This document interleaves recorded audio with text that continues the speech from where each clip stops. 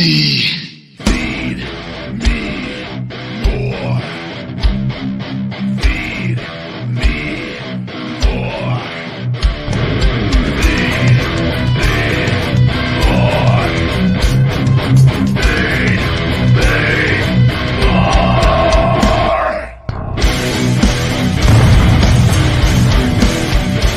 The Ryback Show starts now. Welcome to Ryback Show. I'm the bad Ryback back today, ladies and gentlemen. We're streaming live over on TikTok and Instagram. Big guy, Ryback22 on the live stream. So thank you guys for watching there. Swing on over, guys, to Ryback TV on YouTube. We're also on Facebook, Ryback Reeves, and Ryback Rules. You guys are the co-hosts of the show. The flow of the show go. Your questions go. Hopefully the microphone too is today we're using the old Yeti Nano, the internal mic. There was a little bit of early on last week echo with that. We got taken care of there of those switching mic. Hopefully it's clear here. It appears that it is from what I can see. As this show, though, this podcast is on all podcast platforms. iTunes reviews are greatly appreciated. If you have to swing over to iTunes and leave a positive review, thank you. And as always, this show is brought to you by my Femore Nutrition Premium Supplement, sweetened with stevia and monk fruit. No harmful artificial sweeteners or colors. Vegan friendly for all people, men, women, he, she, and thee on feedmemore.com. New customers, first-time buyers can save 30% with discount code Ryback30, Ryback30 at checkout. Use that discount code, and you also get a bottle of our 1-2 muscle joint and tendon formula on that formula. So huge value. You're getting a free gift with your order, saving 30%. And all regular customers are great because you can save 20% with that code FEEDME20, FEEDME20 to save 20%, and also get the free gift. We got all the Ryback merch and accessories and wear. With the best supplements on the planet, guys. Feedmemore.com, your one-stop shop for the best supplements on the planet. Audio's echoing. Go ahead and let me go ahead and switch over the mic again. I'm gonna have to do a complete reset, not for this show. The give me a moment. We're switch over to the internal mic. All right. We're on the internal mic, and let's see, the sound should be better for everybody. And I apologize. It sucks. There's nothing worse than technical issues doing a live show, but at least we can pivot, get it corrected, and we should be good. Somebody says, thank you for letting me know, guys, on that Brazilian Jiu-Jitsu. Thank you.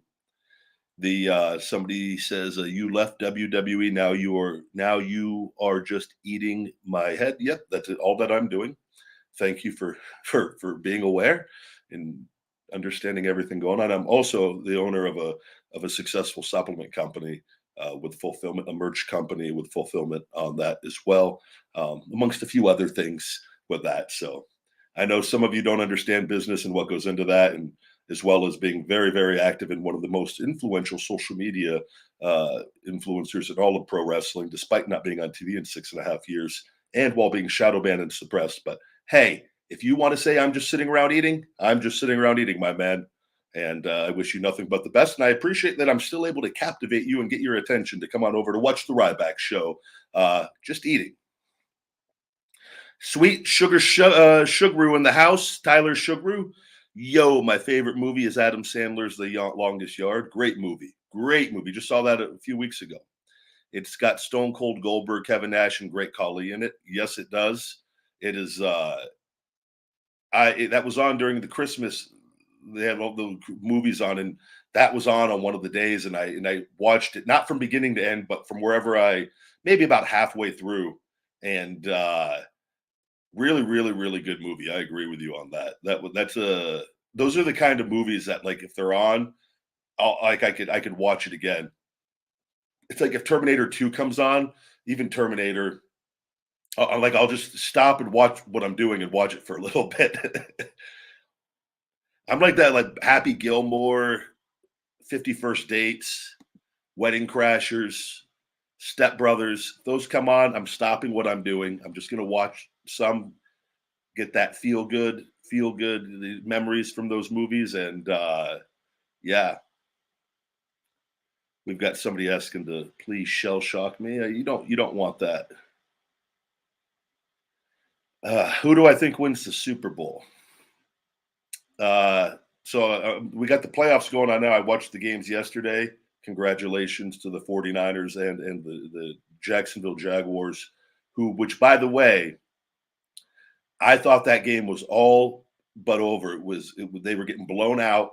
I was going to go get my shoulder worked on today, but it was at night here, and I go, man, it's a blowout. This game is over, and it wasn't a game that I was.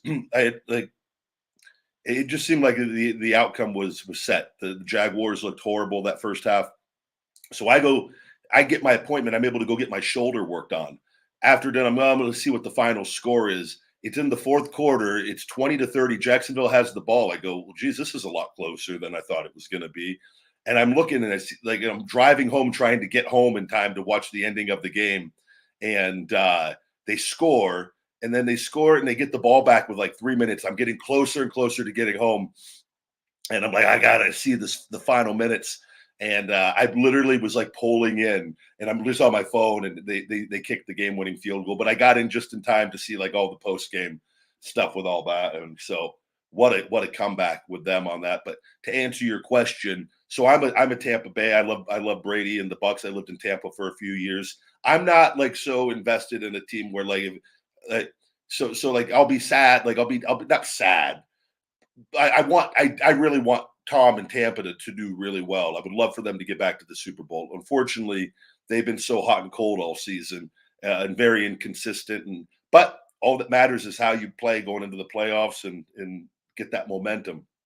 I don't think they have great momentum. I think they've shown more promise towards the end of the season, but we'll have to see. And he's 7-0 against the Cowboys, so I do think it is realistic that, and they beat them week one of this regular season. I do believe that they have the ability to win any of these games. Outside of the team that I think is by far the hottest is the San Francisco 49ers, with Brock Purdy. And I'll tell you, I think if the Bucks are out, I'm rooting for them, because I love the 49ers. I've always liked the 49ers. I've never been like a favorite team or anything, but I've always enjoyed Jerry Rice, Joe Montana. Growing up, I love Steve Young. I think Steve Young is just a great man, just one of the great all-time, just quarterbacks and an analyst with what he does. But I love that people, like, you see the comments. I tell you guys like how everyone gets hate. I love that the theme, like Brock Purdy is, and I could go play quarterback for the 49ers and win games with their offense and defense. And I love that it's like he's not getting, and he is getting the credit and respect from the people that know, because I don't know if you know how difficult it is to play in the National Football League, let alone win games, let alone be undefeated as a rookie going into a high pressured situation where like they're ready to win now, and he's playing better than the previous quarterbacks that they had. And so like I love seeing like people be like, yeah, but it's the team. Yeah, no shit. That's the whole point of football, to be good. Like, and he's going in there and he's delivering. He's not throwing interceptions. He's playing well. And it's like I love just the whole, like, the guy's gonna win he could win the Super Bowl, and people, well, he should have. He was the team. Yeah, I don't know if you know how difficult it is for anybody to come in and to do that. And so they're Buccaneers. There's my choice. If the 49ers win, I'd be happy. But I'll tell you too, Buffalo. I grew up when they went to the 4 Super Bowls and lost against Dallas, and with Jim Kelly and Thurman Thomas. And I always loved the Buffalo Bills. I was always rooting for them against the Cowboys. And I like the Cowboys growing up too, but I'm not like, I just root for good games and for players and moments. And like, I could find the joy in any situation of a team winning, like where I don't, yeah, I want the Bucks. I'm rooting for them, but I'm not, at the end of the day, it doesn't ruin my day or anything going on. And I could easily shift to another team and like story like the 49ers and Purdy. I would love for them to get one. But Buffalo, like I said, if they pull it out, even Burrow and the Bengals, getting there and losing in the Super Bowl, that's really tough. It's not easy, and so I would love to see him have redemption. That's a great story, like, right? So, the Jaguars are a huge underdog. It seems like going into it, they've pulled out some miraculous wins. Like that would be a thing. I think it'd be interesting just to see if the Jaguars win it, if WWE sends them a championship replica, and then Tony and the Jags just burn it in a trash can. We don't want your title. We got the AEW title. That would be worth it for me if the Jaguars won. So, which I always loved the Jaguars when I was younger with Natron Means. He was always Jerome Bettis was always my number one running back. I loved the bus, the big brutes, and then Natron was right behind him, and equally as talented, I think, but just didn't have quite the career overall. But yeah.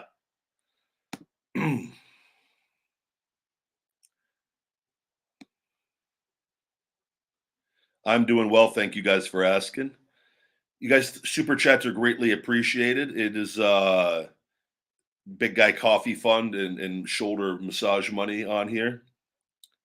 Yeah, I'm rumored to be in every year's Royal Rumble. I'm Anthony. I'm telling you 1000%. I am not in the Royal Rumble. There have been no discussions. They could call me and say, "We want you in the Royal Rumble tomorrow." I'd be like, "No, thank you right now." It does not, I'm not doing anything. We got the trademark stuff still going on, and a lot of things need to be taken care of prior to all of that. And like I said, the shoulder, I want to be in a very certain specific place that only I will know when that is, and we're getting closer and closer. But I am not in the Royal Rumble, nor would I ever, after everything I've been through, just would not be worth it. So, somebody says, "Do you think Stephanie is the whistleblower?" And Vince probably said to her, "Either you step down or you're fired." Because why else will you leave a company which you work at 40 years? Yeah, I don't know the answer to that. I don't know what is going on, and at the end of the day, Vince McMahon it is his company, and he, I think they all realize that. And at the end of the day, and with all that stuff happened, and he stepped down, it was maybe just a temporary band-aid put on everything until he figured out a way to get back in, and which I think he probably has, which we'll have to see with everything with the sale. And we this past week we saw the stuff with the Saudi Arabia private fund, which I think is a very, I don't think that is like a made up thing. I think that probably got leaked on purpose, and to maybe to gauge feedback on it as well.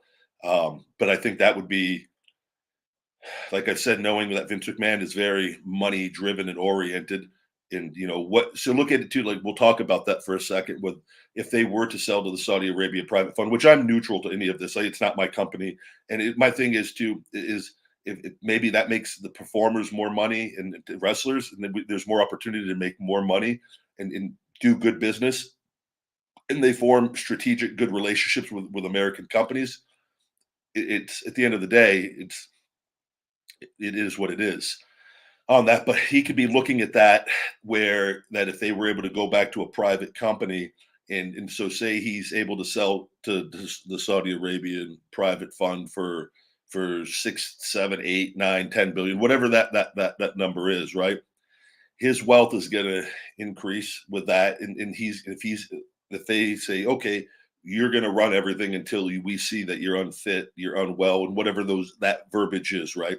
And where Vince essentially gets to run his company, gets probably a salary, which would be, knowing him, he would probably be able to make more and get paid more to be in that position without the risk of it actually being his company anymore, as far as all the risk and everything on that and that could have been something that when he was away, and with the people he has around him, and that, well, hey, this is the way back to do this. And him coming back and to try to see, can we get the television deals we need with them being the owners, that this could be all the stuff that's going on behind the scenes right now, and to kind of gauge, like, well, what do you think about this with Fox and USA? And if it's going to be something where it's a flat out, we're not doing business with that, then it's like, okay, now they know, and okay, we're going to Comcast or Disney or whoever, right? With that they'll see what their other options are. But I've said, like they dropped the Ryback trademark randomly, suddenly, after all this time of this going on. And I really think that they are selling the company because you want to clean your books. You want to kind of any legal stuff you have going on that you can get over with, either settling or dropping or whatever you choose to do. That tells me that they're deep into something happening. Where and obviously that kind of thing there takes time. It could be months with all that. And so just knowing what I know based off of what they did with that, the timing of it leads me to believe that the sale is going to happen, and at some point in time. And two, you got to realize Vince McMahon is 77 years old, and who I consider his brother Rod, I'd considered a friend, even though we weren't overly close, but we had talked enough and communicated enough over the years where I would use that word with him. He was a very good human being with that, and he unfortunately passed away. I don't know if it was 75, 76, or 77, in that range. And and he never lived the life that Vince had lived. He was very healthy too.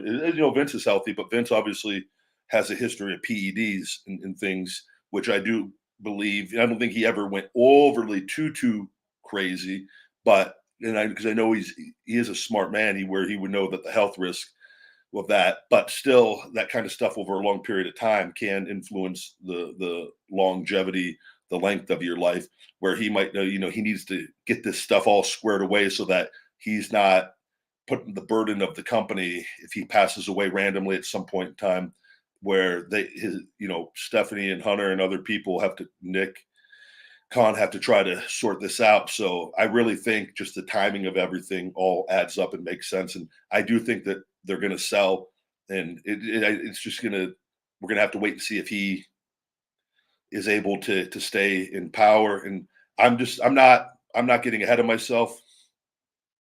I think everything's going to work out the way that it needs to work out. I've always been safe and protected from my end of things.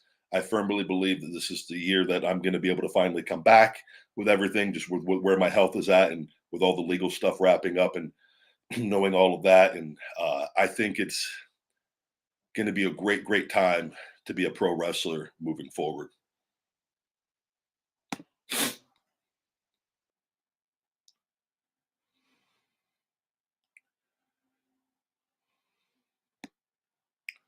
I am looking forward to the Royal Rumble. I love the Royal Rumble. It's one of my favorite events every year.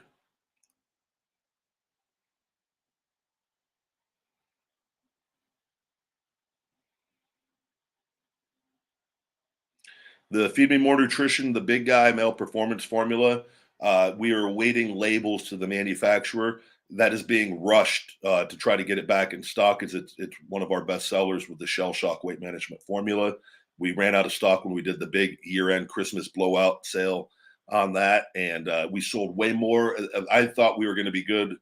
We were good for a good period, but we sold so much of it during the holidays that it ran out of stock. And I hate running out of stock on the supplements, but I'm hoping very optimistic on hopefully within the next few weeks on that. And the mango candy, Wake Up Unlimited Energy, the manufacturer, it's just waiting to ship out to the fulfillment. So that Wake Up mango candy will be in stock.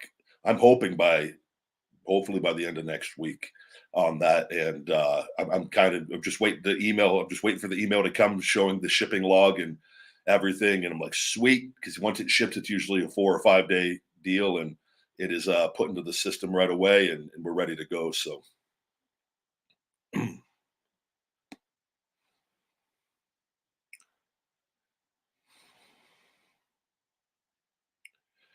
I am going to be able to start doing more appearances, because I get a lot of emails to do appearances, or a lot of people. I get wrestling stuff, and they don't know that I'm not wrestling, which is still crazy to me. There's so many people that don't know what's going on, and I'm like, yeah, brother, I haven't wrestled in 4 years. I don't know if you know this or not. So there's a little bit of a process with that, but we got it where my mother is going to be able to be had her adjust some things. I never had to have her do this previously, so because with everything, and now with the timing of everything, and getting back in and starting to do some appearances, which I've got another one in Baltimore, February 5th. If you're out in Baltimore, I've got that on my page, and me and Darren Young's going to be out there signing, I think, alongside with me at a big convention, Celeb Fest deal in Baltimore, February 5th, from 10 a.m. to 2 p.m. So that'll be the next one. But I'll be able to start doing more appearances. She's going to have the weekends off, so the dogs are taken care of with Sophie. And as you know, I love my dogs more than anything, and have sacrificed a lot to keep her alive. And she requires constant care and attention, and it's it was just a choice that I made. And but now with that, I'll be able to, now that I know she's able to be taken care of on the weekends, because I can't check her into places. I can't, like, it is very, it's a lot. So it is. I'm doing the things that I need to do to be able to get time freed up. And when the time is right, and I know that I'm able to contribute and be available, phone calls will be made, and we'll see. And then I'll have a better idea of what we're going to be able to do. And I've got things and ideas in place, and there's a lot going on with it. And I'm not worried. I'm in shape. I'm in the best shape and getting in better and better shape. And physically, in the ring stuff, that will all be taken care of. I take that very serious. I have a lot of pride in everything that I do, and know what I would not want to be or what not want to do. As far as I know what needs to be done to make sure that I'm at my best, and all that will be taken care of. It's very, very simple, actually, and I'm in a position to control it. And so I'm very. It's just, for me, like I said, I've got to get a little bit more scar tissue in the back of my shoulder. There's a little chunk still stuck to my scapula that is causing issues still. And once, and I'm like, I work on it hours a day, and the front of my shoulder is like, I saw my therapist yesterday. She's like, your front of your shoulder, we're not getting any more scar tissue breakup, and so that we know it's, the rest is in the back, which I know, and I know exactly where it's at. And it just takes hours of rolling on this golf ball and doing different things, and this tissue just explodes and breaks. But to give you an example, like when this was at its worst, after I started my stem cells and scope, I couldn't even put a 5-pound plate on like an incline press machine. My shoulder joint was just wobbling all over the place, grinding on 5 pounds. Like, and I couldn't do anything. And it has taken from that point to now. And like now I can get all the way up to 3, 4 plates on the incline, and my shoulder's not grinding anymore. And it's just a matter of, whereas it was grinding at all these different levels, and I'd like small increments over the years of the scar tissue, figuring this out, working with people. And I figured it out to where I'm like, oh, as long as I don't get that grinding, because the scapula's stuck, that if I get this clear, I'll be able to do anything that I need to do. I'll be back to full strength. And it's never been done before. And it's really, really, it's just a lot of work. And it's not giving up, and it's staying patient. And uh I know the pain that I deal with when I know when it's not right. So I know where I want it to be, so that I don't have to deal with this and have my whole arm atrophy and to live a life. I don't want to do pain pills, and I'm not going to go down that route. I've chosen to learn from the past and to take care of myself. And I sacrificed, it was my my years from 34 to now. I played a game. I bet I put it all on my health, and it was well worth it, because if not, I would have been retired and done, and lived a very miserable rest of the life. Whereas instead, I invested on building a business in my health and my life. And now I believe I'm going to be given an opportunity, a very rare opportunity, to do some very special things.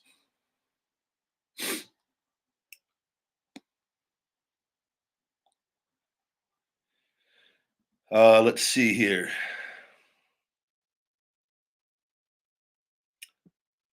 Looking at your questions here, guys.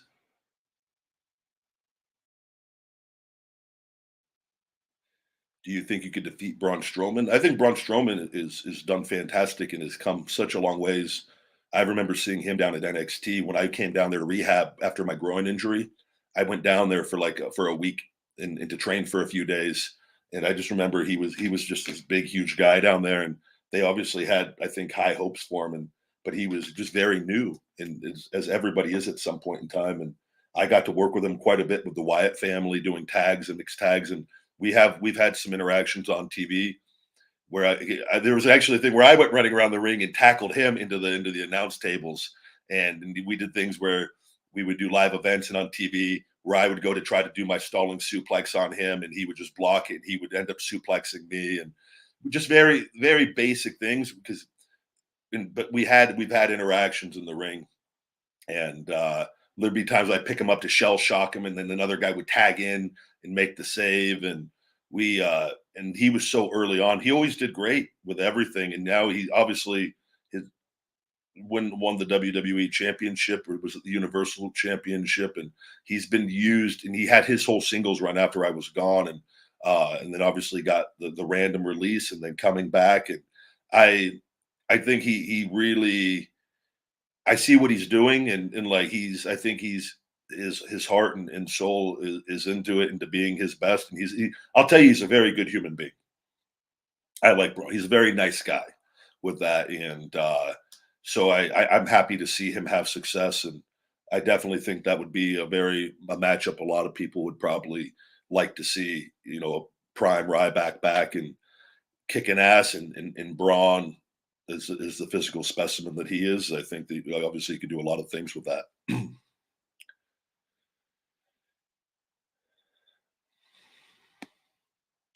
Yeah, I saw Stephanie McMahon had surgery. I'm not sure what happened, but I did see that she had. I think they said ankle surgery, right?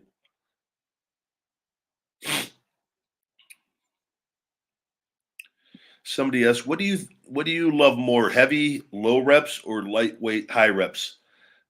So I like both, and I think it depends on your goals. And I will tell you this, that, and I have it in my Feed Me More maximum strength, size, and strength program that we have available on feedmemore.com. The best thing to developing natural size and strength is in what I believe is in a specific low rep range with that has been proven in that I know firsthand from being younger, and now when I'm able to train in that rep range, it produces when the diet is and you're feeding yourself the adequate calories, it produces result better and quicker than anything. That said, I like higher rep, lower weight in the sense of it still could be a lot of weight, but that 10 to 12 weight repetition, 10 to 15 reps, 12 to 15 reps, and sometimes throwing in some really high rep AMRAP, as many reps as possible at the end of a workout, all very, very beneficial, depending on what you're going for. I think sometimes too, knowing your body, and I even recommend it in the program. You don't do the low weight, the high weight, low reps for significant periods of time. It's a 3 or 4 month program, and then you do 3 or 4 months at the 10 to 12 rep range, and you give yourself a chance to let your body and your joints. That's for your joints and for your tendons. You got to let yourself. You got to be smart. But if you're a power lifter doing things, these people have to train in a very specific way for a specific number for a date of going to try to do something. But it's oftentimes you'll see, but why do you see power lifters and people end up crippled when they're done? It's because they max out their joints and tendons, and then when you mix drugs into it with that, they end up, they go, oh, we're going to go till the wheels fall off. So they essentially burn themselves out, and then they have to live a life of misery for the rest of it. I don't agree with that mindset at all. I think that so it's like I think it, but again, it depends what your goals are and what you're trying to do. And I like being really strong, and I like being really functional and healthy with that. And being a pro wrestler, you don't have to have the highest squat in the world, you just have to be strong enough to do what you need to do and to stay healthy and to make your money and to be able to do what you do. And I've learned that over the years and been able to evolve my training to go, I don't need to be doing that. There's no benefit for me doing that with that. And so I'm a big fan of the high weight, low reps with good form after warming up properly, and listening to your body and knowing what am I trying to achieve doing this? Like, for me with my shoulder, I'm trying to do certain things, pressing and with my chest and with my shoulders, because I want to be able to translate that to being able to gorilla press guys, to be able to pick up guys very easily and not have my shoulder be unstable. So I know where that needs to be, what number I need to kind of be at for that, to know that I could be pretty much do anything to anyone that I want within the realm of pro wrestling, right? And so and I just know that from my listening to my body and knowing what I've been in the past and with that. But it's like, do I need to go into the gym, and do I need to be trying to set a one rep max on squats or deadlift? I don't. No wrestler does. It's ego lifting. And so it's like, and I've already done massive numbers all throughout my life. It's like, at what point do I just like, do I need to keep doing that? You don't. But it's like, sometimes you lift around people, ego gets involved, you get in a competitive environment, and you're, oh, I could do that. I'm a man. And then it's like, well, oh, you're not doing that for a while. You're not doing anything for a while, or you're done. So it's kind of my mindset on it. UK, what's going on? Both The Undertaker and John Cena are big stars.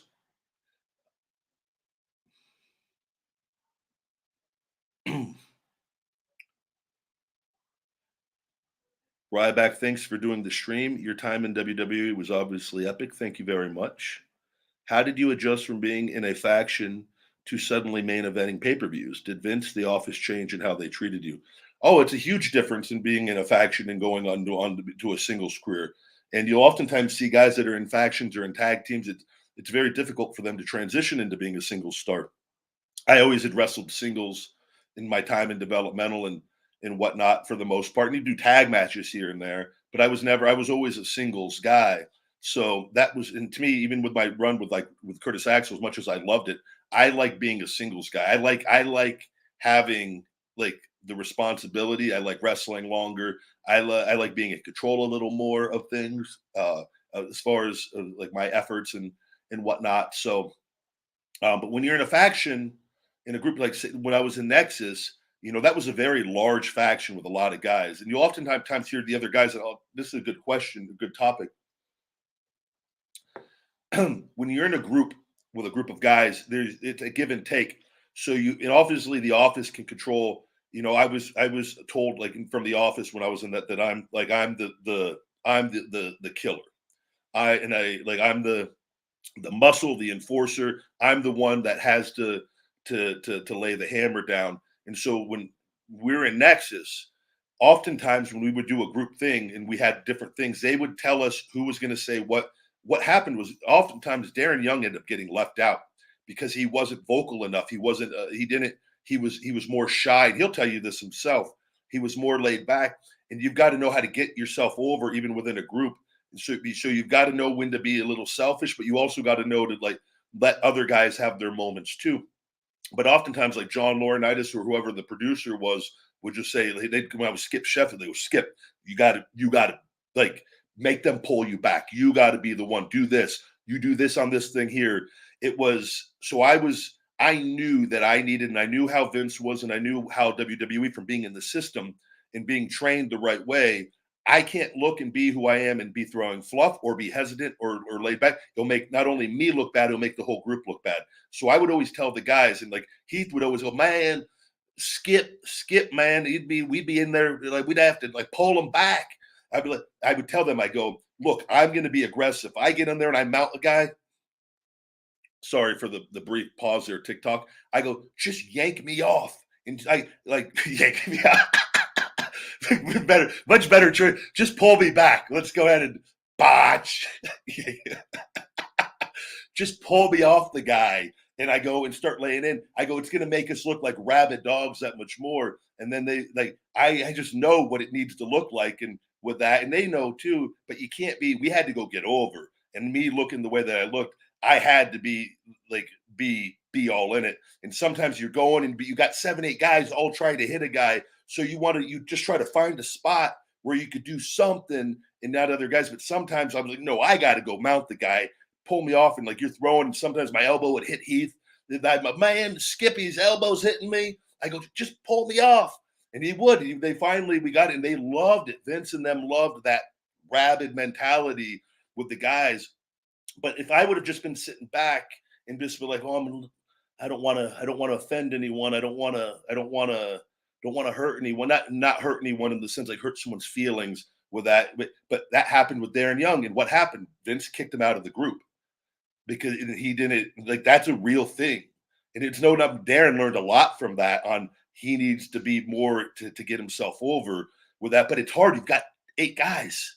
So it's like now of that 8 guys who are a group who have to work together, who we all got along great and we all cared about each other and came from developmental together and saw the struggles of us coming up and not making money and now being in a prime position. So we all had a good relationship. And me and Wade and Stu to this day, still probably my best friend in wrestling and the guy I trust the most in pro wrestling with that. And but we all had a great relationship with each other. And like there too, like Wade was on a mic. Vince made, because Wade was by far at that point in time, Wade was the most comfortable on the microphone because he'd been doing a lot of talking in FCW. He'd done a lot of commentary, which obviously you've seen how successful that transition has been for him to go into the commentary booth, which I think he is a fantastic announcer and love him on commentary.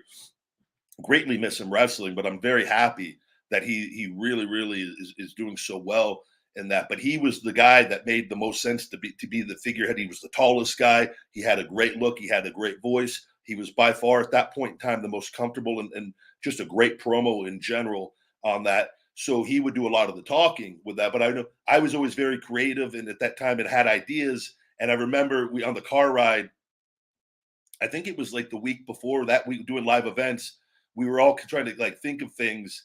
And I just was like sitting in the, I don't know if I think I was in the passenger seat. And I just go, you're either Nexus or you're against us. Like you're either with us or against us, but you're either Nexus or against us. And all the guys just started saying, you're either Nexus or against us. And we're like, that's it. And so Wade, we did a thing on, I think it was a pay-per-view. Vince told whoever to give Wade the microphone to cut an impromptu promo, which on the fly to test us to see. And Wade, being so cool, calm, and collected, handled it beautifully. But I saw like Wade was talking, and I just felt it. I go, we need to go home. We need to close. And I don't know what event it was. You could probably find this early on promo with Nexus on a pay-per-view. I literally walk wherever I'm at in line. I move. I walk behind Wade and move, or I go behind. I go, drop the line, Wade. And he talked, and then he closed it with, you're either Nexus or against us. They printed T-shirts.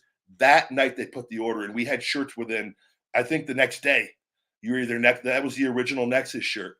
And but that it was such a cool thing to be a group and to share all that together and to do all that. But then when you get on your own, everything is on you. It is you don't have anyone to lean on, to talk to count on that. Everything is on you. You're out there wrestling longer. Promos are on you. You don't have someone talking to you. So the luxury of a group, you have, that was very beneficial for all of us early on in our careers with that. Like I said, Wade was clearly the one who was ready for a singles role and then went on and had a singles role before all of that.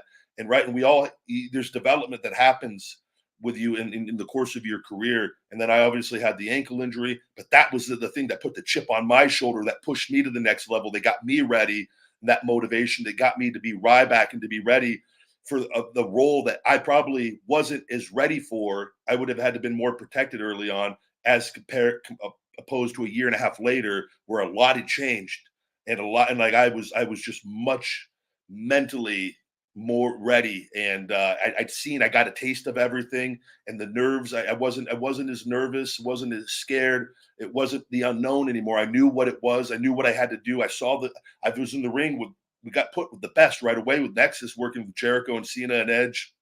And so I got firsthand experience of what I knew, where I needed to be. And so I mentally was able to get myself there, being out and coming back as Ryback, and was very thankful for all of that. And is unfortunate of an event that everything happened. I've always been able to find the positives and to use that negative energy and turn it into a positive, as I have with this. And it's given me the confidence for this. I know I've done this before. This has just been way longer, but it's the same formula, and it's a little different, but the same formula, and much better at the end of it for it. So, because I just look for the positives, but that's the difference, man.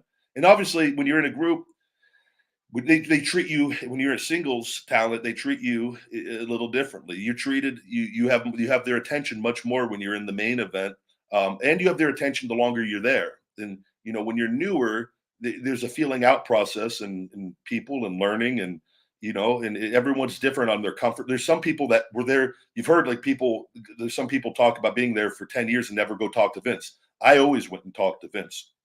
I was much more comfortable talking to him the longer I've been there and been through stuff.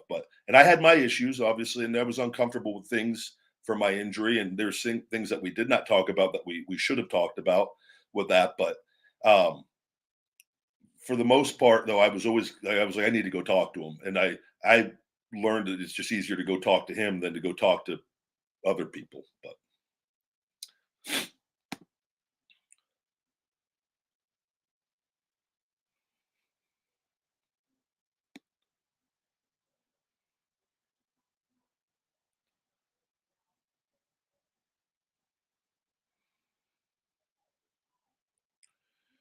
Looking at your questions here, guys. Thank you very much. Good question. It says, what was the backstage reaction after Punk was on Cabana's podcast?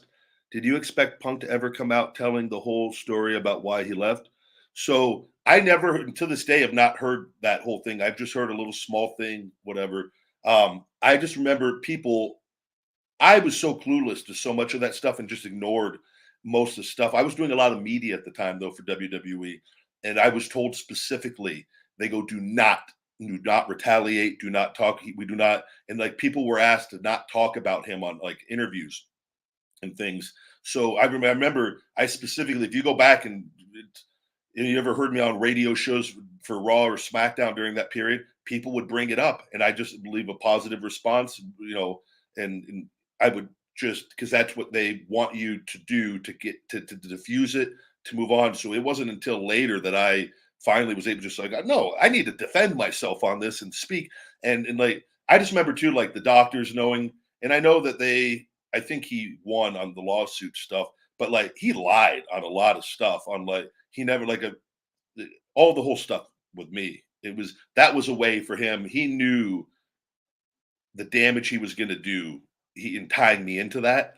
And that was his way of doing it because physically, and I've talked about this, he physically could not do anything to me. He knew this. So and why didn't he do the verbal stuff when I was there? It's because he physically could not do anything to me. So he waited till he left. And then that was his time. Oh, now I could really cause some damage here with that. So, and he had some truths in there as far as the WWE stuff and his interactions and things were very similar on different things with the story, but he unfortunately went that route in trying to write negative stuff with me that had no business in any of that. But like I said, karma works itself out in a lot of different ways, and I'm more than content with the way things have worked out. And I think more and more people understand that over time, and the truths that I have told, I've stuck with, and they all come true on it. Not anything has come where it's like, oh, he ended up being wrong about that. No, Ryback has stayed consistent and holds his guns, and it's been true. It's like I tell you, talk about the table thing, but people still want to bring that up with that. With that, I go, he landed on padding. His whole thing with that, he lied to people and said I dropped him on concrete. One, we broke the table. We didn't go through the middle of the table. We went through the table on padding on that. Not one, I didn't get in any trouble. Nobody pulled me aside. We executed the stunt there would have been no difference wherever he went through that table. He was landing on padding on that. And people want to try to come up with things, and there was no interaction, nothing. He made up a bunch of stuff to try to make himself sound like a tough guy on that. And I was like, but like, wouldn't have you known WWE or AEW or anybody to do a stunt where you're dropping their talent, him being one of their biggest stars? If I would have dropped him on concrete, you guys would have heard about this right away. It would have been all over the dirt sheets. I would have been pulled off TV. I would have been done. I would have been fined. There wouldn't have been nothing. Why did it take him all that? Because he physically could never ever do anything to me. This was his way of hurting me. So he lies. It's been proven that he will do things. He's very manipulative. He's a self-proclaimed sociopath. I don't know what else to tell people. It doesn't take away from the things that he's done wrestling. I think he's done a lot of great things, but I think he's one of those people. He's very manipulative, and when he doesn't things, he's angry. He does things and acts in a way that I just think is just not good. And we've seen that kind of tell itself over the course of time with it. But there was the backstage, as far as to answer your question, it was just people shaking their heads just at him in general with that. And if you ever listen to anybody talk, like you go back to him trying to give a tough guy locker room speech, that he was like going to beat people up for people. There was supposedly something, an iPhone cord missing. Booker T's told the story. Cody's told the story. I've told the story in the past where like everyone was just like, what is wrong with this guy? And it clearly but he thought that mentality about himself, and he went into the UFC and he got humbled really quickly on that. But you're dealing with that kind of personality. It's just, I can't imagine in a million years ever, in you're talking to a locker room of guys, all of guys that could beat you up, and like to like try to come across like that. And I'm like, that was the choice of words that you decided you think is going to rally people together. And like, it wasn't, it was just like, what?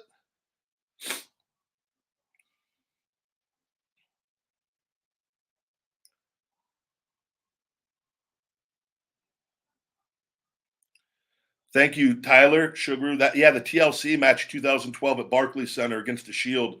Me, Daniel Bryan, and Kane. That was a crazy match. Crazy, crazy match. That was a lot of fun. RVD also mentioned it, that Punk believes his own hype. Yeah, RVD, great human being, great guy. Get along with him, fantastic. He's honestly one of the, from my childhood watching, like, just one of the most genuine, true guys. And not because of whatever he said about Punk on that, believing his own hype, but there's it's all physical acting. I've always talked. That's all my success is because they allowed for me to play that role, and anytime I put someone over, it was because they had me. That was the role that they had asked me to play.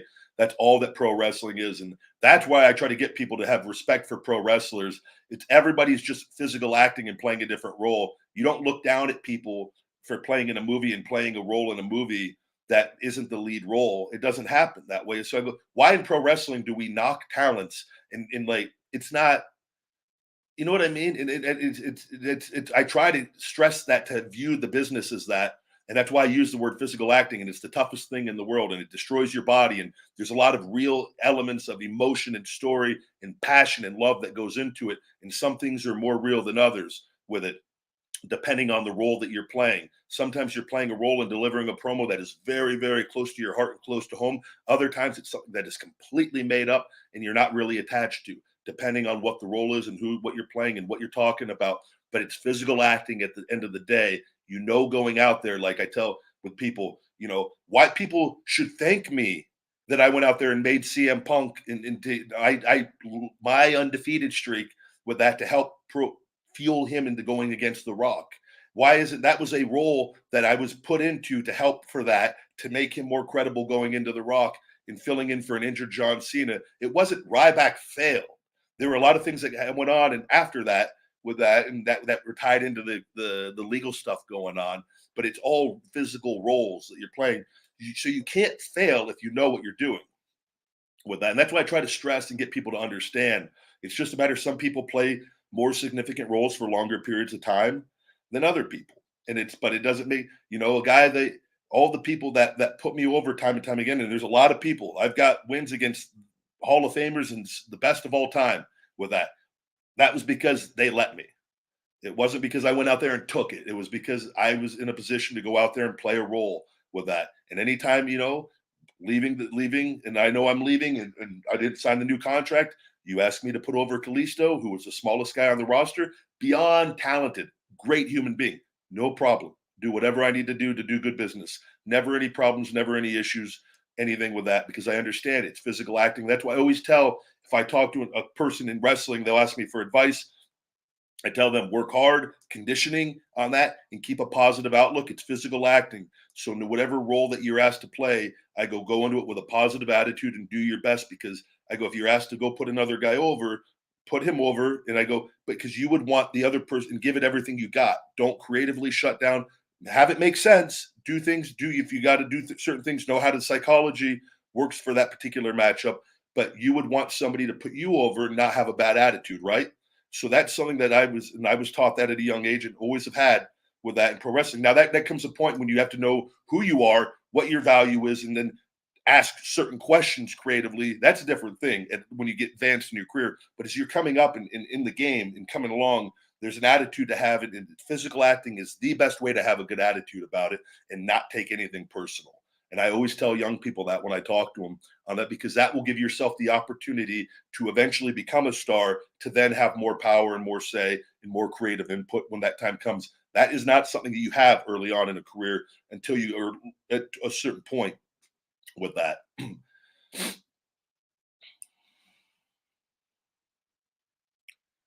Thank you very much, saying I saved Kalisto from a serious injury when you made that split-second save to catch him and still sell the move. You're the man, Ryback. Thank you very much. Always, and that comes down to conditioning and knowing where you're at, and awareness. And there's a lot that goes into being a professional wrestler. There's a lot of little things and basics and things from a psychology standpoint and footwork standpoint, and knowing where you're at and knowing where they're at, that if conditioning is not an issue and you're in shape and you're not worried about blowing up or breathing, you're very self-aware. And that was one of those moments that I clearly saw, knowing because I asked the right questions when he's going to do that move. Where do you want me? Where do you usually land? These were things we talked about on this particular move. So I knew where he was supposed to be based where I was, where we talked about. And when I saw that was not going to be the case, I'm able to adjust last second. Now, had I not known any of that, if I had not asked the right questions going into that, had I not known what the move was going to be, and he just tried to go do something, I may not have been as aware to know that I need to do something here with that. But that's why, in being a pro wrestler, there's levels to this stuff more than just knowing how to do flips and different things. There's a lot that goes into being good in pro wrestling. And oftentimes, the things that people in the business know and the people that you're taught, that is a whole different set of skills than what I think sometimes fans think or even aware of. I don't think there's racism in WWE. Never saw anything that would lead me to believe that.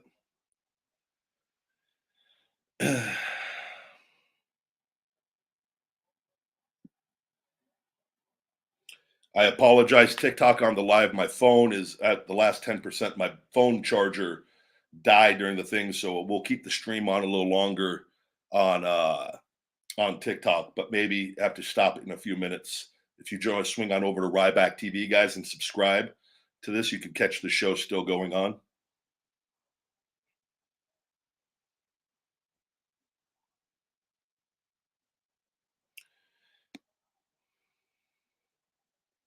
Hey, Ryback, I can't feel my side delts when doing lateral raises, even though I'm using light weights. Got any tips? That's very difficult to be able to tell you that without seeing your form and seeing how you're doing it. I would suggest too trying, if you go to like a machine and using a delt machine, and there's different things. There's ones where you grab handles and you're going more straight out. There's others. It may just be the positioning of your elbows and how you're doing the movement. Um, I would try to get the feel on a machine and to see, so you know exactly that feel and kind of in that motion. And then when you're using dumbbells, sometimes you just got to find the right angle with that. But you're doing the right thing and not going too heavy.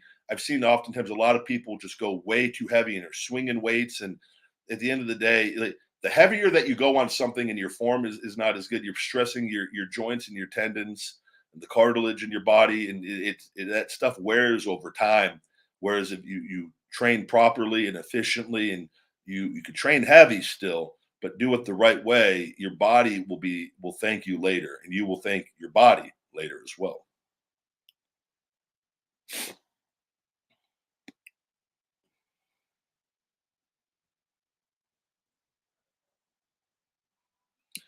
Tyler, didn't see the super chat here. Can you say hi to my dog, Precious?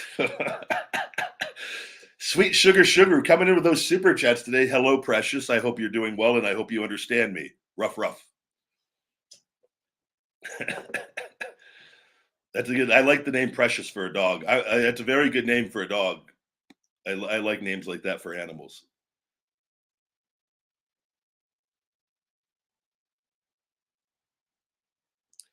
Good question. Did you see a change in your pay-per-view pay for better or worse when WWE started giving away the pay-per-views away for free on the network? How did the boys feel? Did anyone voice their opinion against it? Hated it. Everyone hated it. Pay went down, and we're taking it for the team. It's a team, and then they said they were going to be able to go back and look at the average of past pay-per-views and things of that. And all I know from people that were there, everyone's pay went down outside of, I don't know, like the obviously like the Punk and Cena's maybe we're on different deals and getting different numbers. All I know is for the majority of the people that I knew and talked to, and what I'd seen from what I was getting, numbers had went down, and it sucks. I think I wrestled during the worst period to be a wrestler. They screwed us on video game pay when I was there. I never once got a good video game check. We were told, oh, because of the bad deal, like the company, everyone made money except for the wrestlers, made very little money on, like, for 4 years of being in video games. And I'm talking a massive pay difference of what it used to be from people to what it was when I was there. And it's absolutely, I try not to think about it too much because it makes me angry. But I just know that knowing everything's going to be made up the next time. So.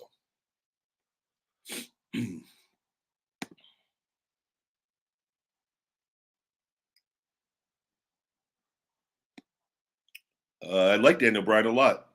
Me and him always get along and joke around.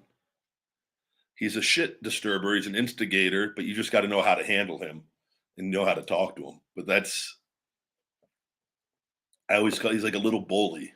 People, but he does that like he talks about it. He will tell you that himself, but he tries to find ways to entertain himself. And I like Daniel Bryan a lot though.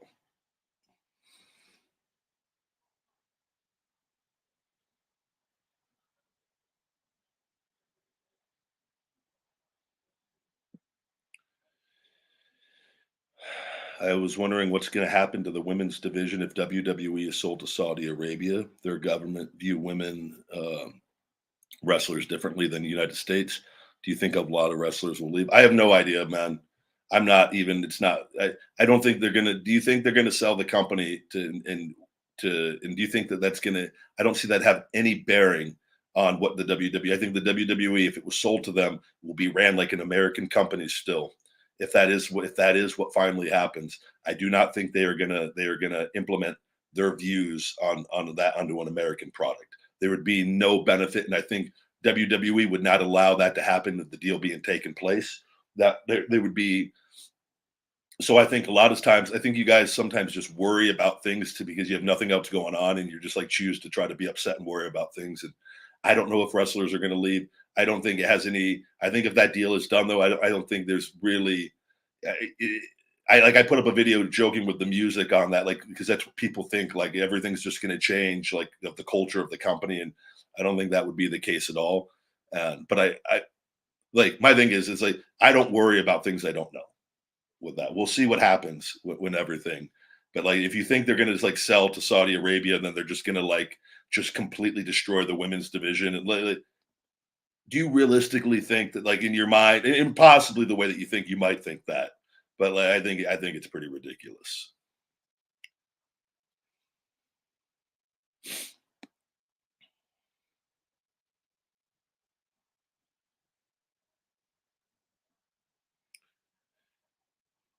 To whoever the guy that's super concerned about like the racism in WWE, I highly suggest, brother, that like if you're that passionate about it, you get involved in the business and you get a job within WWE, and then you're inside the walls, and then you could be searching for the racism that you so desperately want to find, and then you could take action, and you could be the cause of positive change for something that you want to believe in. I just told you what I thought based off my entire career being there. Now, is it possible that there's individuals that have views? I don't know. Maybe on that. I never saw anything, never was led to believe of anything.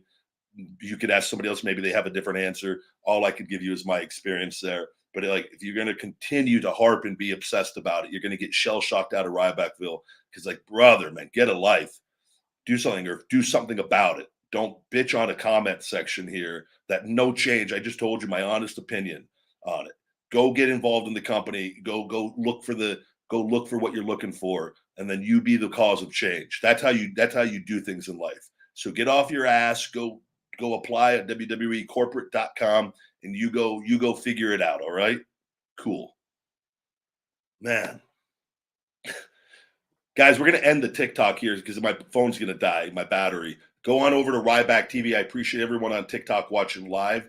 Ryback TV on YouTube. Please subscribe. Thank you, guys. Sorry, everyone just had to. All right.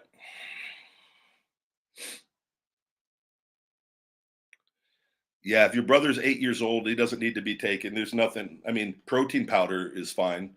The plant protein to get a little extra to meet protein requirements, which he wouldn't need a lot at 8 years old. But there's no reason for an 8-year old to be taking supplements unless it from a doctor and it's something specific and he has a dietary need, a deficiency.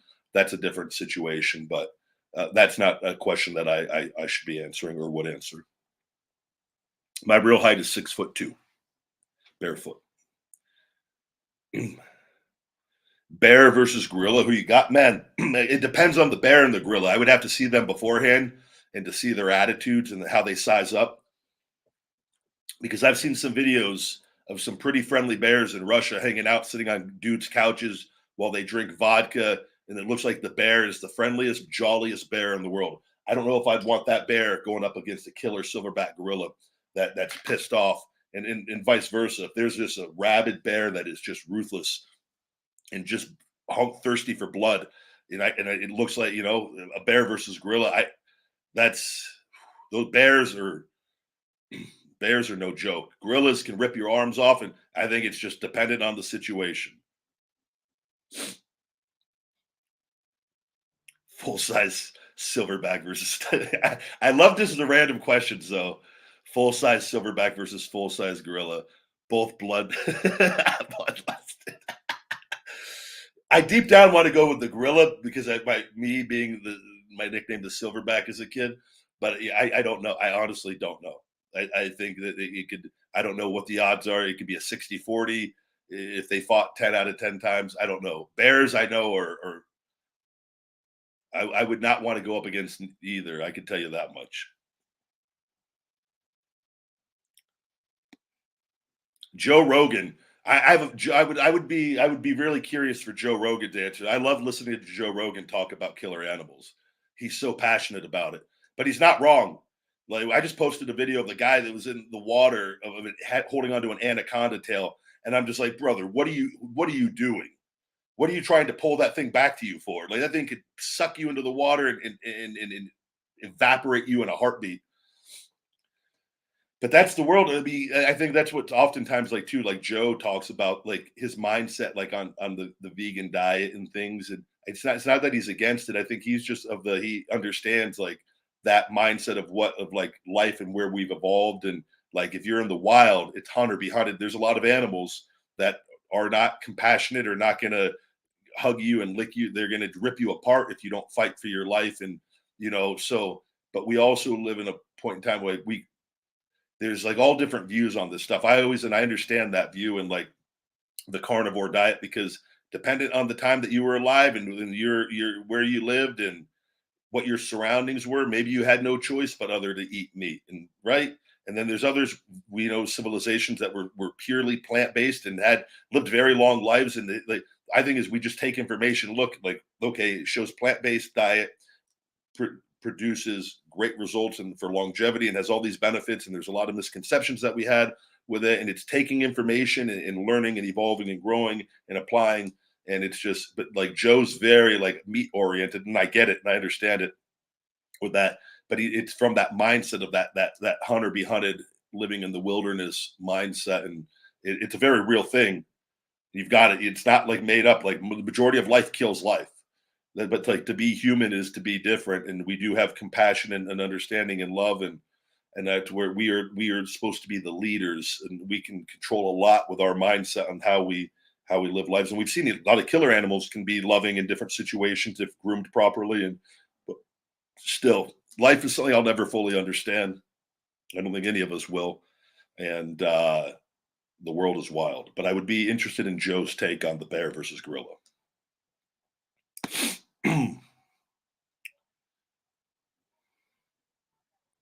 David, thank you very much for the nice comment.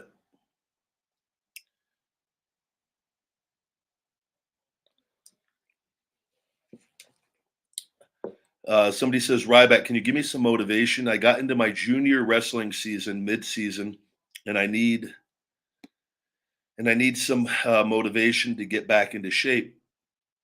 Brother, you got to go one day at a time. You got to map out a game plan.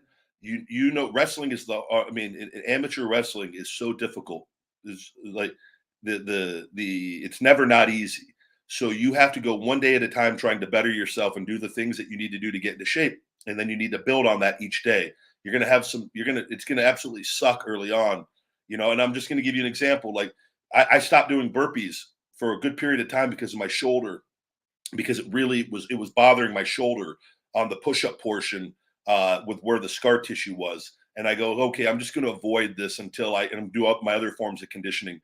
But I've started doing burpees again the past few weeks because I'm feeling really good and I want to get myself in prime shape. And that really translates to pro wrestling for me with that and total body conditioning.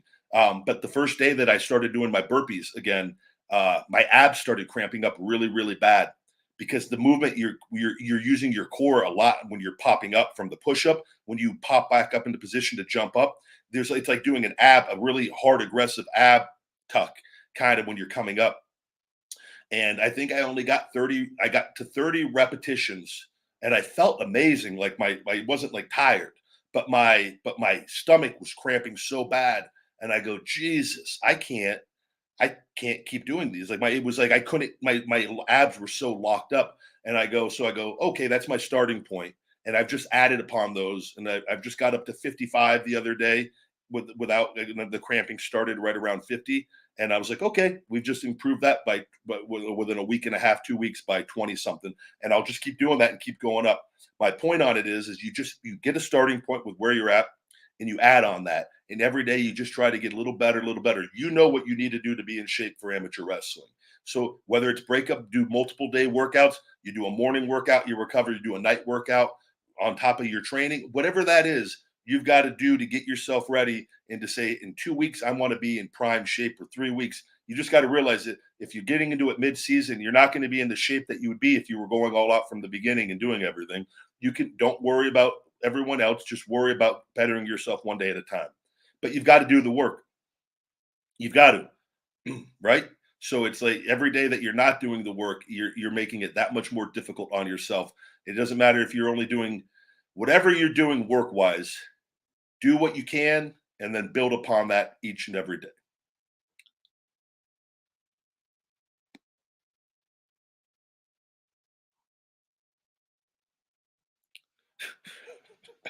Hayden, I was reading this very seriously, and you got me at the end. I had a friend who tried to get into stand-up comedy, but he wasn't very good, probably because he was in a wheelchair. That's messed up, man. I'm gonna keep that joke in my Rolodex of jokes. I love the random comments that we'll sometimes get here on the Ryback show.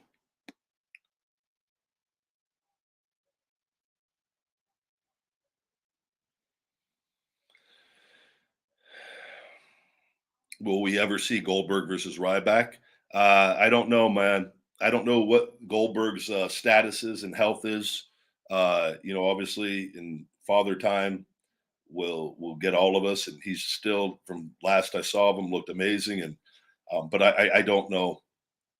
I think we're going to have to just kind of wait and see what happens with the sale of WWE. And uh, I do believe I'm going to be back. Not saying WWE, but I'm going to be back wrestling. So it's just a matter of if that is something that can be done, if it's possible. And I think I say never with anything. I do think I am personally highly interested in that and always have been, because I just think it's a natural built-in story that, and I think I am very confident in my ability on all ends of it to make it a very good story altogether. And I've thought about that multiple times on different scenarios and different things, but it is something. Uh, and look, is physical acting. That is a role that is very, very appealing to me. And but I'm so laid back and easy going. Like, if it doesn't happen, it doesn't happen.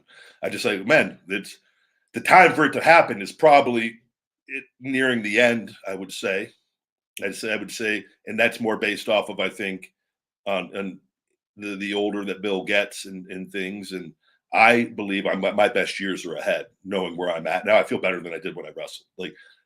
But I think there's, you know, if a deal could be put in place and everything, the wrongs of the past are righted, if a sale happens and there was something that came across and like, hey, we have this opportunity to do this at WrestleMania, and it was everything, everything fell into the perfect place. Never say never, but do I see that happening? No.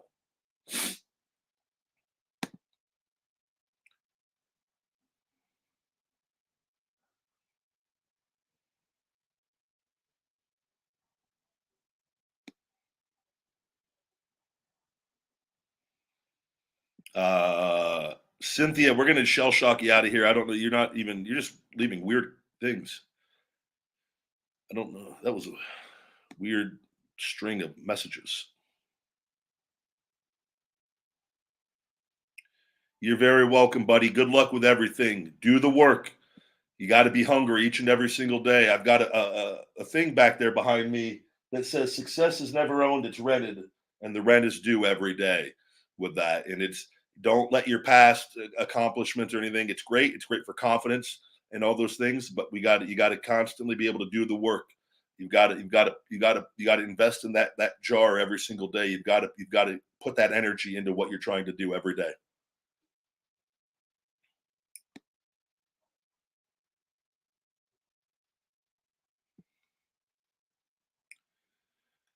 Jason, thank you very much saying I was your inspiration to get back in the gym. And for the past 15 years, I feel so good. Thank you. Much better. I feel so much better. I wanted to. You're very welcome, buddy. That's so cool to hear that. I honestly, it's my life. I'm passionate about it. And I truly believe the better we look and feel, the better I think we act and treat people. And just, I think it gives us more opportunities. And I just don't believe we're meant to live life out of shape and unhealthy. And people do, but I think we can get so much more out of life if we really fully recognize that how big of an impact that has on our mood and just everything in general.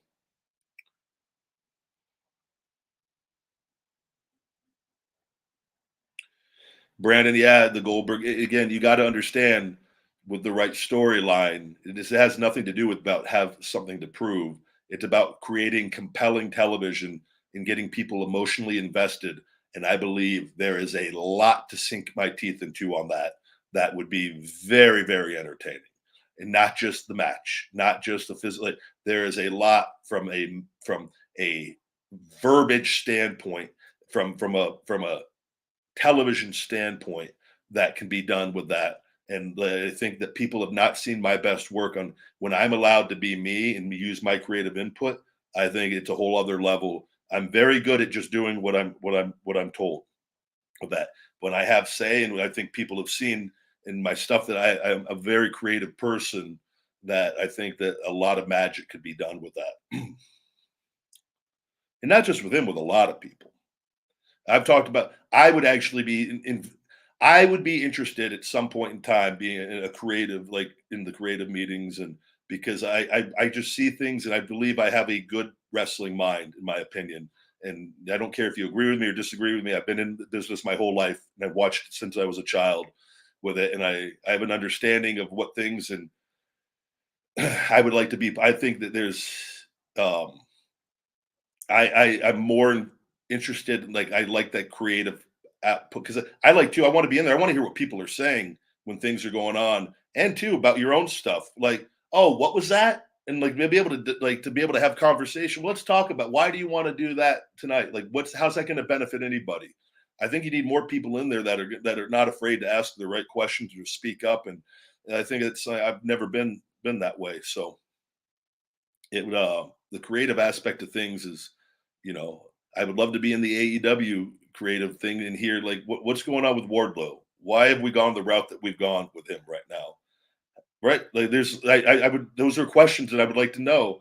And like, well, what can we do to get the guy back going, get that momentum? This guy was just the most over thing we had 6, 7 months ago. And let's figure out a way to because we're all going to make more money if he's doing better with that. So that's just one little small little thing. Like you could do this, just look at people on the roster, and it's like when the mindset is how can you make the biggest stars possible, your ideas start changing to better ideas rather than when that is not the mindset.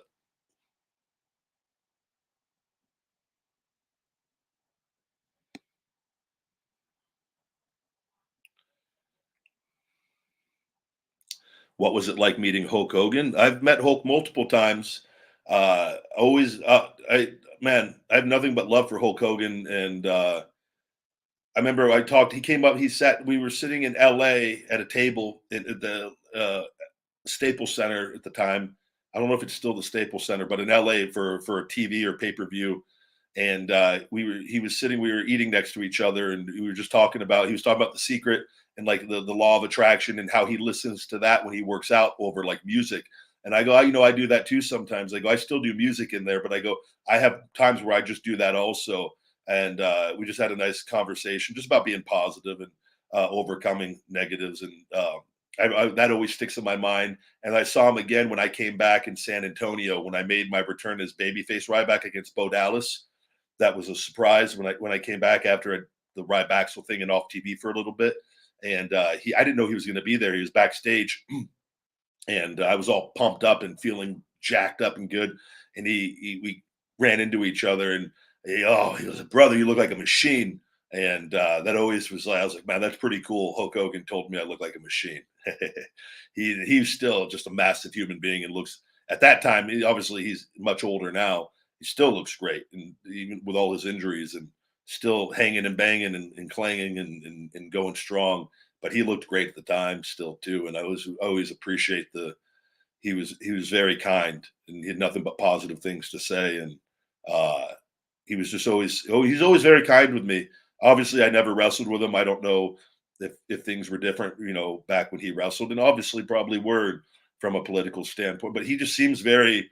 I feel like I get along even better with past wrestlers, like the Kevin Nashes, the Stone Colds, the Hulk Hogans, and those guys I've talked to. Like I feel like I've talked to those guys in Nash, Austin, much more than Hogan. But like just the short, brief interactions, I feel like that psychology and mindset of certain things that there's been a disconnect from when I got into the business to now. And there's still a lot of guys that and things evolve and change. But I feel in talking to them, I agree with their view of things a lot more.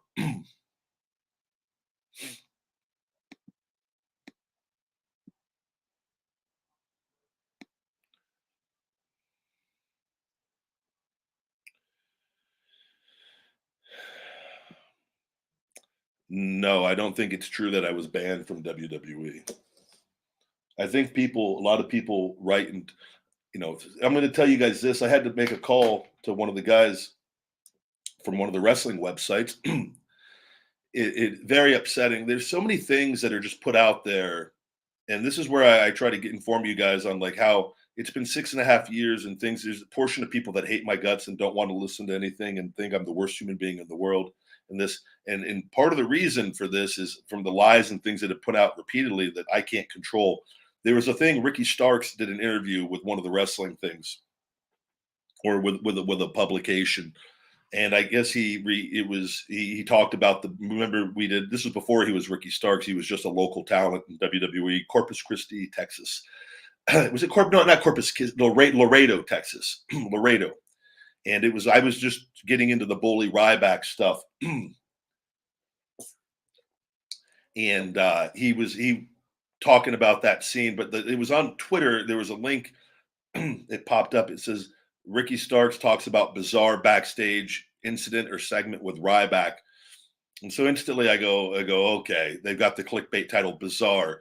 What's so bizarre about a backstage bully segment? But that's what they do. They'll create something to try to Ryback and bizarre.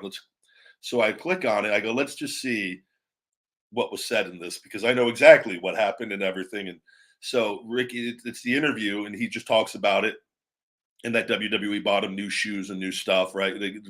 Because I had to slap him with tuna. I think we did 1 or 2 takes. I don't know if it was I don't know if it was any more, but there was something where they wanted him to be very timid and scared, and I'm being very aggressive. They had the angles and the camera, I just massive and like a real asshole, right? And that was what we were going for. And later that night, I had to fight Cena in the main event. That night, I think it was a tables match on Raw that night for me versus Cena. So it was really like get me as much heat as possible on that. But I had to slap him with the tuna, and we got like the tuna all over his face and in his ear. And I was very thankful to him, as I always with local people. He was a great guy. He did an amazing job, and he just mentioned that. I was thankful in that. But I saw him years ago. He was in town. I was at my LVAC gym that I go to. This was when I was really hurt. This might have been 2017 or 18. And he came up to me, and I recognized him because I'd seen him. He'd been a local for WWE. He'd done multiple times, but we'd worked together, and I have a good memory. And hey, buddy, just talking. And then he'd asked me, he said he had a WWE tryout coming up, and he asked me for advice on anything that he should be prepared for. And I just told him conditioning, burpees, they're going to try to tire you out. I go, if you make sure that you're in the best shape physically possible, conditioning wise, you'll be able to not get broken down and tired, and you can do the other things well. You're not going to be so like out of shape, and they're going to see that, and you're going to look really good. Because they tried, and I told them burpees and things for your legs, stairmaster things to keep your legs, because they do a lot of things where they try to burn your legs out. I know this from firsthand experience with it. And then guys start dropping like flies and get jelly legs, and then they really try to mind fuck you on things. And it's I've seen it. And so I just shared with him that, and keeping a positive attitude. I told you guys the physical acting and keeping a positive attitude, and just that whole spiel, and thanked him again for everything. And he'd mentioned that in the thing. But prior to that, what they did, they set it up with um and whoever wrote this, it was Ryback, which this was all a positive thing, right? There was a positive interaction with two guys. Ricky's gone on to do great things now in AEW. He's really coming into his own. I'm very happy and proud for him. Like it's a really cool little story, hearing him being the local and that, and like and now having his success and shining right with it. So it's like there's no negatives or that should be involved in any of this. But no, they have to, before they started off with Ryback, who is has a horrible reputation from his Twitter, from strange and negative comments and different things. They had to clarify that was what they decided to put into this thing. And I literally saw the thing, and I saw who the site was that published it, and I made a phone call to the guy. I happened to have the guy's number that runs the thing, and I just told him what I thought. And I think they changed it and took it down and just left the piece how without the. I go, you tell me. I go, what business? I go, why is that even being put in a positive article? But that's the things that people do to try to knock you to get. But people read that and they go, yeah, Ryback, but no proof of anything, no nothing. I go, and I told the guy, I go, why isn't it Ryback, who's overcome needing a 5-disc fusion and shoulder replacement with 19 stem cells, who's putting out positive things in this world each and every day, who's doing this, who's the owner of Feed Me More Nutrition, now it's 13 supplements, been in business for 6 years, who's thriving outside of the WWE, who does the Ryback show, who wrote a motivational book. I go, why isn't that the story that's being put out there for people to understand on a positive piece? Why is it a negative that's being put in there that's not even true? Or if it is, like, that's a guy not putting facts. It's just if that writer truly, that's just, I go, but what business does that have being in a positive article? Why? Because people might look at me in a positive light. Man, Ryback was nice to him back then, and when he saw him again years later. I go, why do you have to try to tell Ryback is a bad reputation? A bad reputation with who? I don't have a bad reputation with people that follow me, that like me, that see all my stuff I do every day. I go, but amongst they go, that's the thing that started getting put out with it, and it's just like, and he knew right away, and it was a brief phone call. I told him what I thought, and I hung up on that, and I have the person blocked on everything, and luckily they went and changed it, so good for him for doing what he should have done to begin with that. And that's the kind of stuff, like, with people you see, there's just this negativity and hate, and I'm like, but people see that, they don't follow, and then they just think, I see people, they go, all you do is just post hateful, negative things. I go, what are you talking about? Where, like, but people read things from whoever posts, and then they just form conclusions, and it's like, okay. But that's an unfortunate part of life, and an unfortunate part of being famous or being known. Hey, Walter Double W, good to see you, buddy. I appreciate it. Hope you and the family are doing well also.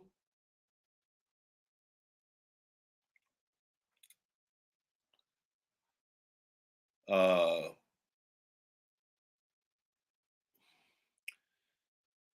Jason, very cool, man. I'm happy you're doing well. And man, it's all we can do is just try to be our best.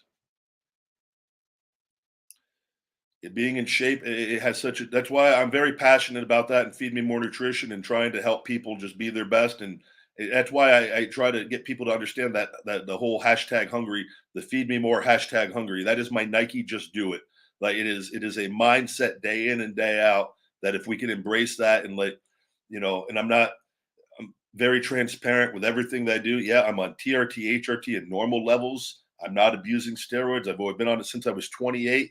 I have to work very hard. I have normal hormone levels with that. These supplements, I started creating this stuff in my 20s. I became passionate about supplements when I was a teenager and different herbs and seeing my mom with different things. And I really became fascinated with that and having access to the internet at a young age at high school and college and learning about this stuff and seeing what companies were doing and what I had a vision for and what I believed in that truly genuinely helped me investing in myself and my health. And that is an extension of me.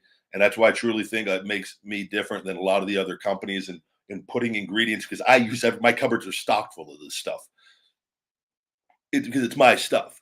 It's an extension of me and the team that I work with this, but it's all me and my stuff with that I use, and I will not put bad stuff in my body. And if I ever learn, I'm open-minded and try to constantly improve and better things. And with that, and I just think we offer superior products to the majority of supplement companies, especially the big ones that are using harmful ingredients and things. They don't care about people, and not to say that they can't have some good things, but like anybody company using the artificial sweeteners and colors and just certain things. There's companies that like there's some companies that are putting 500-600 milligrams of caffeine in like they're super stimulants, and I don't know how they're getting away with it. I go, that's not good with that, and like that's why like the research shows for most people there's a certain level that they should have, and that 350-400 milligrams a day. So that's why when we wake up on limited energy, leave it at the max for the people that want the max,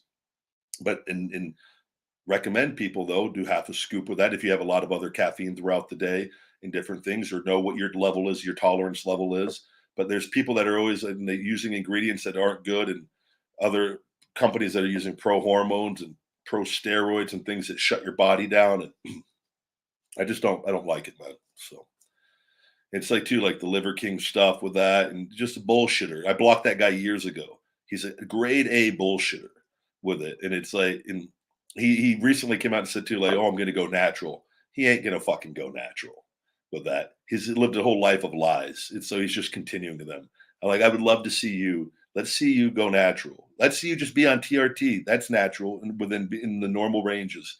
Let's see you do that, and let's see what you look like, and let's see you keep pushing your testicles down your throat and saying that that's why you look the way that you look.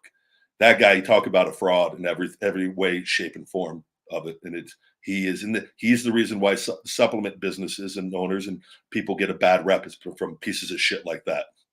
So I just have zero tolerance for any of that. And he's trying to his credit, he's doing interviews, doing everything in his power to save face, but all those visitors just like you. That's why anybody that's in the know never treated him with any respect, because it's like, you're a fucking liar. You're lying to people's faces. You're a bullshitter. Just get out of here.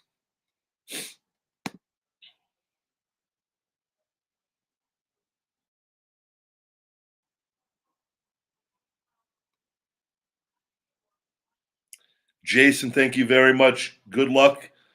We had our firstborn son, our little prince, 1 month ago, and she is currently pregnant with our second child. Wow. Congratulations, Jason. And man, I really thank you very much. Your true motivation to me and my family. Thank you very much. It's kind things like that make me very happy to hear that with everything going on, and that's still being seen despite everything. And I wish you guys nothing but health and happiness together.